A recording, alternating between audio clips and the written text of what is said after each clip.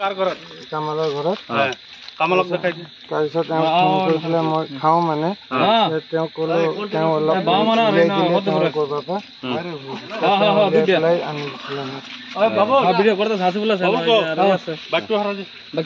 কিমান টকা দি কিনি আনিছা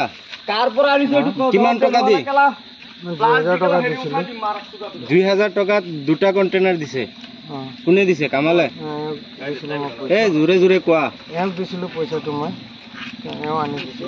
এতিয়া ক'ত গৈ আছিলা মালটো লৈ ঘৰত গৈ আছিলো তুমিতো দীৰ্ঘদিনৰ পৰা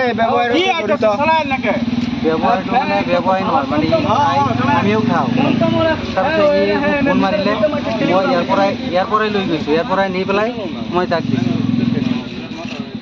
মই ইয়াৰ পৰাই লৈ গৈছো কিমান দিনৰ পৰা চলাই আছা নাই এইটো আমি বেপাৰ নকৰো এইটো জানে মই খাওঁ এইটো সঁচা কথা মই ইয়াৰ পৰাই মই লৈ গৈছো দুটা এইটো আইজুল আইজুৰ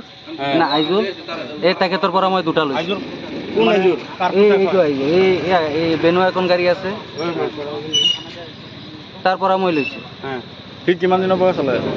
সি নাজানো সেই কিমান দিনৰ পৰা চলাই সিও মানে খোৱা মানুহ তাক ফোন মাৰিছো সি কৈছে এনেকে বেলেগে এজনে দিব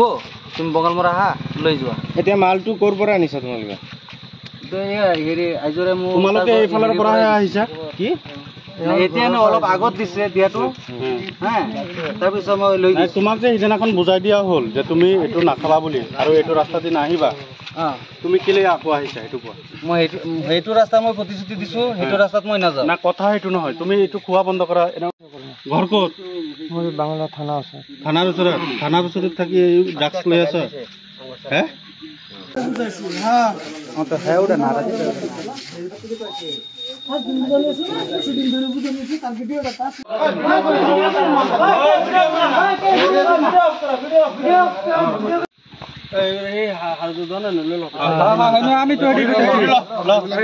ভিডিঅ' কৰছো তই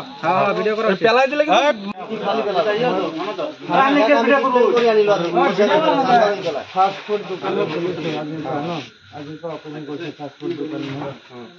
তোমরা নিউজ করো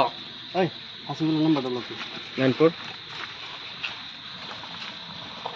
রাজীব দা আছে 94 74 এই একর ভিতরে নিবা কেন 73 আজি আগো একটা খাতলি